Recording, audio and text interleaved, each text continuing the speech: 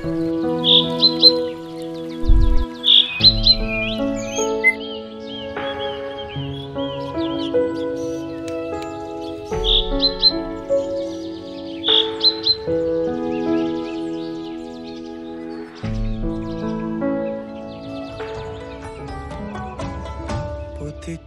ভেবো না রে ডুবে যাও রূপসাগরে, পথিকায় ভেবো না রে ডুবে যাও রূপসাগরে, বিরলে বসে করো যোগ সাধনা, একবার ধরতে পেলে মনের মানুষ। হ্যাঁ হ্যাঁ, তোমায় তো খুঁজছিলাম। কেন রে, কি খবর? মনটা খুব খারাপ। কেন, হঠাৎ কি হলো? আচ্ছা দাদা, ভালোবাসা মানে কি? ভালোবাসা ভালোবাসা মানে আমি চেয়ে চেয়ে দেখি সারাদিন, আজ ওই চোখে ফাগুনের ঋণ। আরে এইরকম না। কিরকম? তুমি বুঝতে পারছো না। আরে ভালোবাসা, ভালোবাসা বলতে তুমি কি বোঝো? দেখ, ভালোবাসা মানে ভালোবাসা, ভালোবাসে যাকে, ভালোবাসা ভালোবেসে ভুলে যায় তাকে। আরে এইরকম না। কি রকম? তোমাকে বোঝাতে পারছি না। বোঝা দেখি। যদি পরীক্ষার খাতায় প্রশ্ন আসে ভালোবাসা বলতে তুমি কি বোঝো, তাহলে তুমি কি লিখবে পরীক্ষার খাতায়?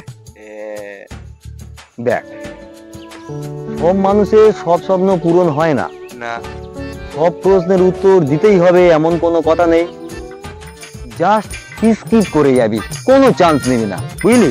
না, এটাকে স্কিপ করা যাবে না, তুমি বুঝছো না ব্যাপারটা। উত্তর দিতেই হবে। হ্যাঁ, এটা কম্পালসারি, এটা দিতেই হবে, লিখে দিতেই হবে, নাহলে ফেল করে যাবো আমি। কত নাম্বারে?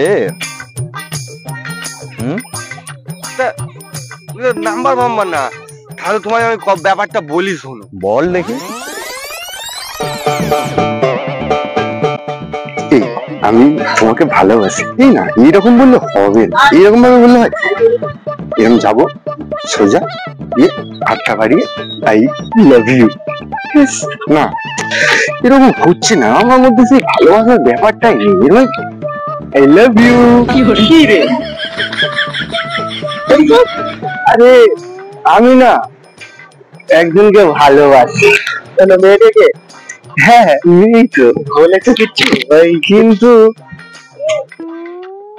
আমি পাচ্ছি না তাকে বলতে। ভালোবাসা মানে কি তুই জানিস? মেয়েকে তুই কি বলবি তখন? ভালোবাসা কি বলবো, সত্যি তো। তুই আগে জেনে আগে ভালোবাসা মানে কি জেনে তারপরে মেয়েটাকে বলতে আসবি। ভালোবাসা ঠিক বলেছিস। ও বাবা, তুই যে অনেক বড় কেস খেয়ে বসে আছিস, পুরো হুকুম করে দিয়ে চলে গেছে। হ্যাঁ, জলের ডাঙায় তোর দু জায়গাতেই তো কুমির। জলে কুমির ডাঙায় বাঘ? না না, এরকম না। ও যা হয় হোক, ছাড়। এখন যদি পরীক্ষার খাতায় প্রশ্ন উত্তর না লিখিস ফেল, যদি লিখিস কি লিখবো? তাই তো প্রশ্ন, লিখবিটা কি লিখবি বল দিনি? কি লিখবো?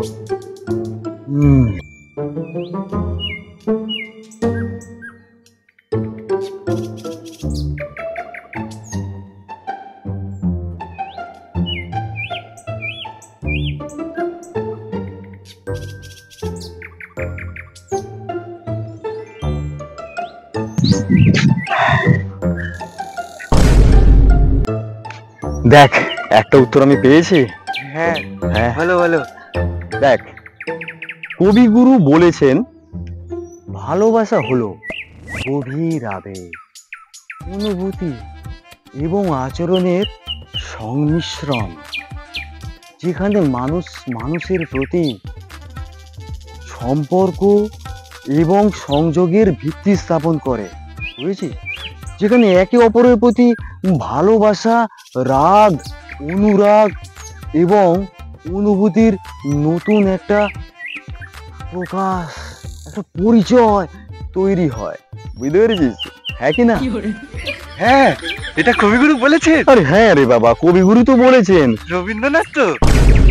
কবিগুরু আবার কজন হয়? ওই একজন, কবিগুরু রবীন্দ্রনাথ ঠাকুর। সত্যি? তাহলে উত্তরটা দিয়ে আসি। একদম। পরীক্ষার খাতায় সঠিক প্রশ্ন সঠিকভাবে লিখে দিয়ে আসবি। এটা কম্পালসারি, এটা নিশ্চয়ই। দিতেই হবে। বেস্ট আমি অফ লাক। লিখে দিয়ে আসছি, লিখে দিয়ে যাও, আসছি, বাবা। লিখে দিয়েছো।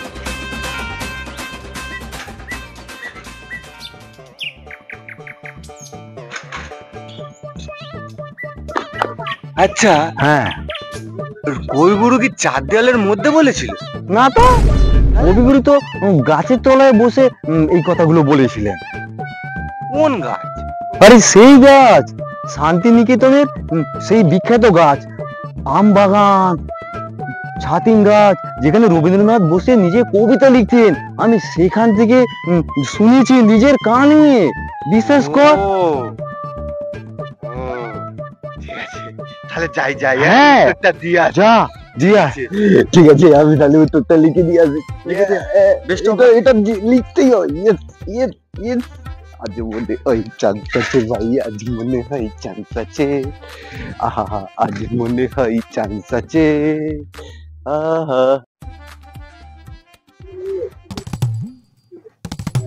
ওহ, বাজনা কি ঝামেলা রে বাবা। একে চাপ কি পুরো কেস খেয়ে গিয়েছিলাম, ঢপ দিয়ে কোন রকমে ম্যানেজ হয়েছে। হরি বল হরি বল।